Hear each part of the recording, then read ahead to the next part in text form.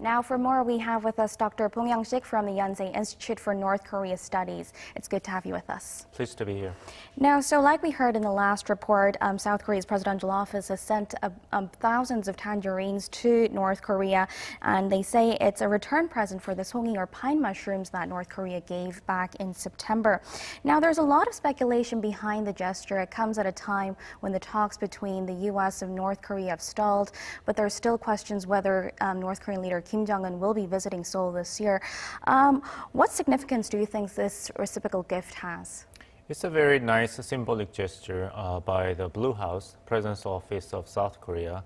I guess it reflects the hope to secure Chairman Kim Jong-un's return visit to Seoul within this year, so that the flame of the inter-Korean cooperation and the denuclearization on the Korean Peninsula would remain alive. It's like to protect the flickering candlelight in front of the wind that stems from stalled talks between Washington and Pyongyang on North Korea's denuclearization. But the unfortunate reality is that it is basically a symbolic gesture.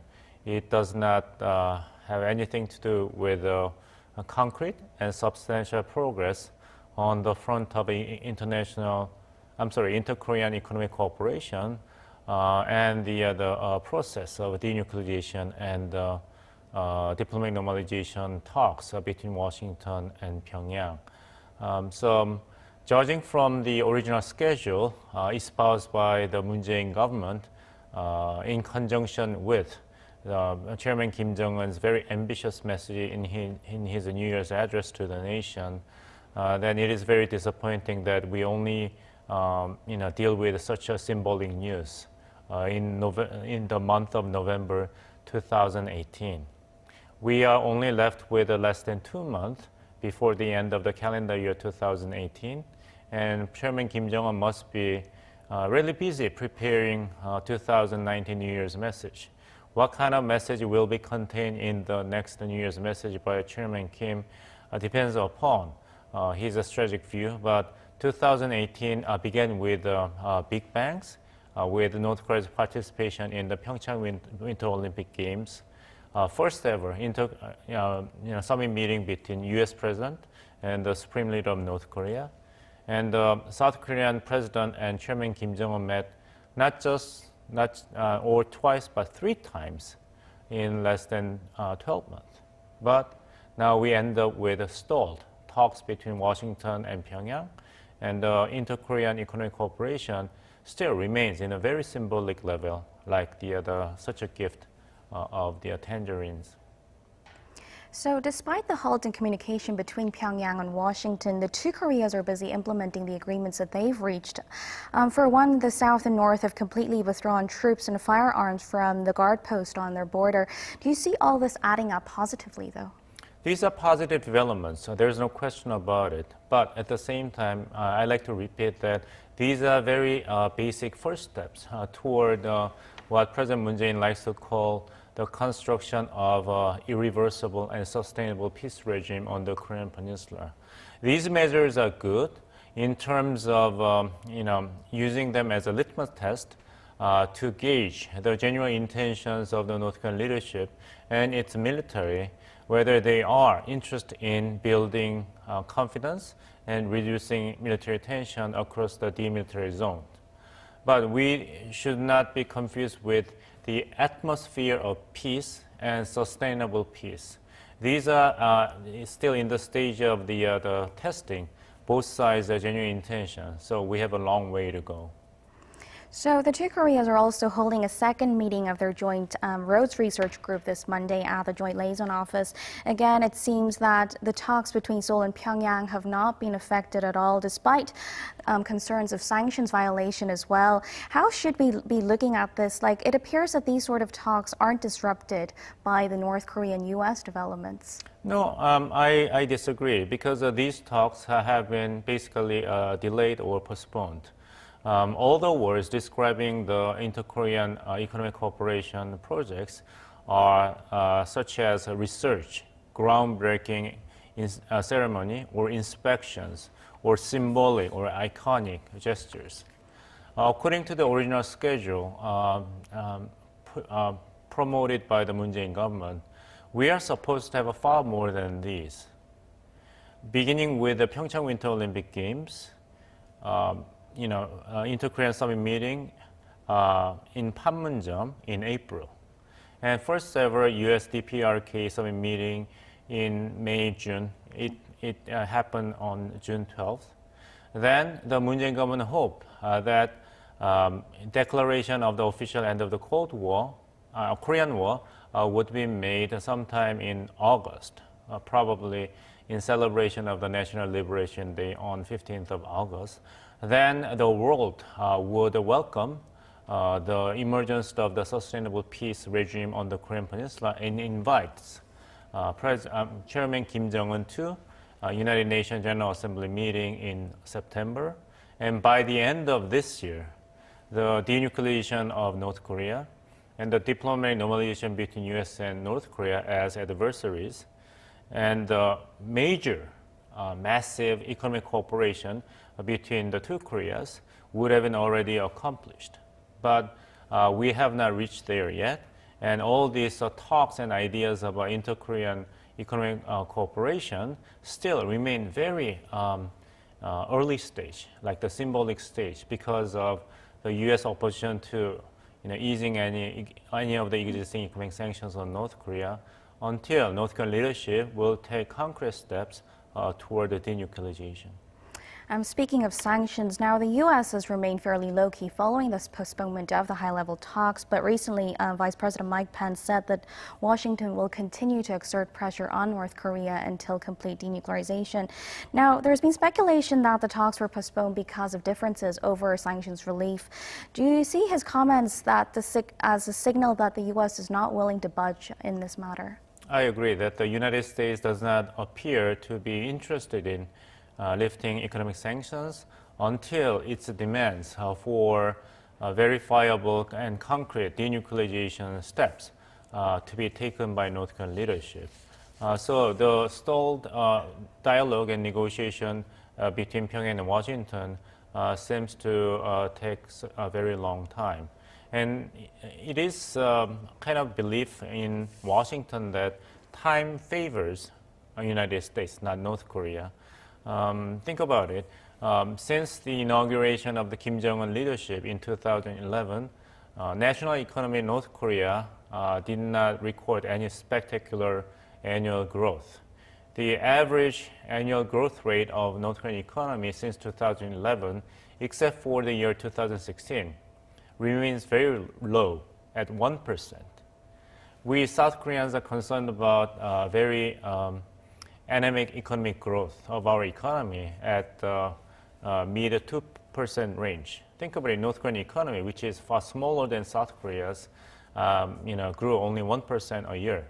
And last year, according to Bank of Korea record, North Korean economy actually shrank by 3.5%. Who knows how much more damage has been done by North Korean economy this year, 2018, since North Korea has been placed extremely harsh economic sanctions. So it is a strategic calculation by the Trump administration that waiting will increase the pressure on North Korean leadership to come out clean with its nuclear warheads and intercontinental ballistic missiles. So there is no need to rush for the United States. On a similar note, the defense and foreign ministers of the U.S. and China met in Washington last Friday.